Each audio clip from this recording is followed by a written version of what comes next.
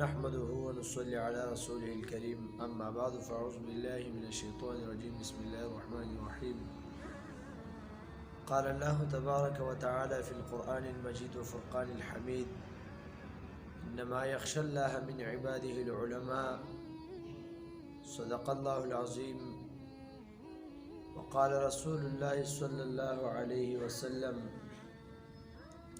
العلماء ورثة الأنبياء او كما قال عليه السلام.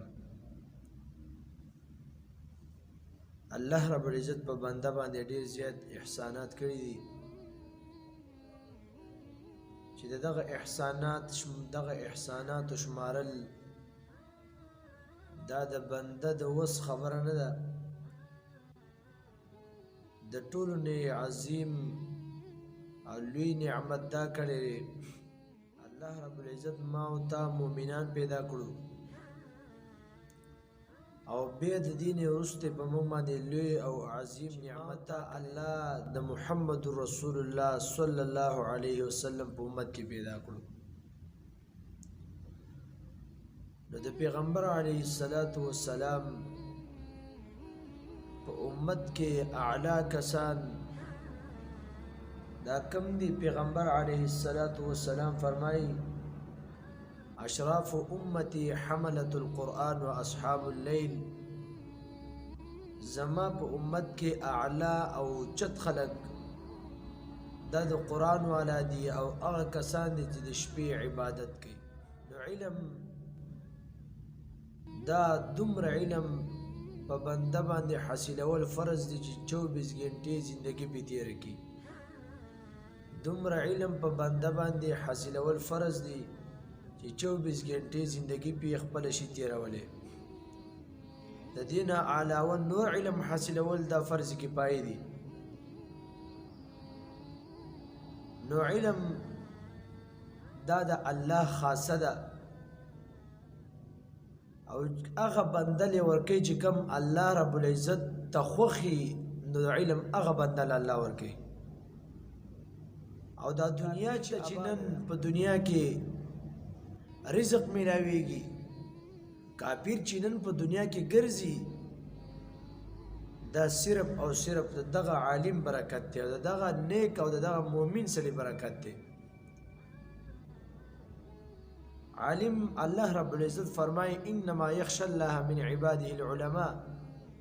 په مختز مکه باندې یریدون کې خلق او غره خلق او اعلی او چت خلق الله خپل فرمایي دا عالمان دي. او پیغمبر علیه السلام فرمایي دا العلماء ورثة الانبیاء. عالمان د پیغمبرانو وارثان دي. نو پیغمبر عالمان او چت دي. دغه رنګ عالمان ولی او چت دي.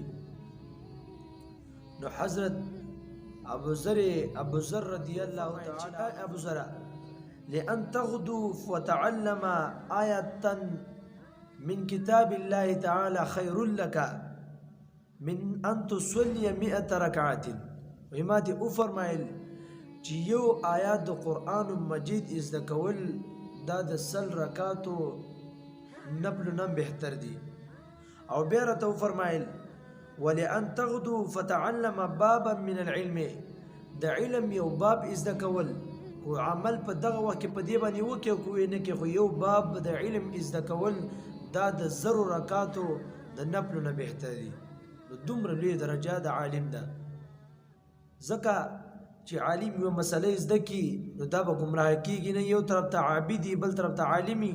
پیغمبر علیه السلام فرمایي وای د عالم درجه داسې د لکه زما درجه چې په تاسو کې په یو ادنا کس باندې وی او فرمایل فقيه واحد اشد على الشيطان من 1000 عابد.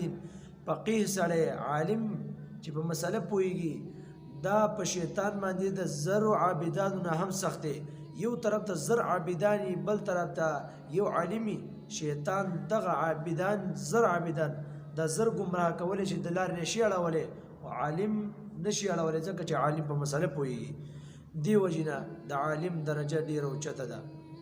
نو ما او تا چې د چا د وجنه په مخ ته مزمکه باندې ګرځو، ما او تا چې په دنیا کې خوراک سکاک کو، نو نو دغه د نیکانو او د اولیاو برکت دی نو کم سړي د وجې نه چې تا ته رزق میلاویږي یا د الله بنده ته د هغه ولې مخالفت کوې د هغه څخه کلک ودرېږه کم کس د وجې نه چې ته خپل مور پیژنې خپل پلار پیژنې خپله خور پیژنې ترورینې پیژنې او دوی سره نکاح نه کوې مور سره نکاح نه کوې د خور سره نکاح نه کوې دا د چا وجه ده دا د دغه عالم وجه ده که په یو کلي کې 100 کاله عالم پیدا نه شي قسم دی کلي والا به خور او د مور سره نکاح وکړي دې وجې نه د عالم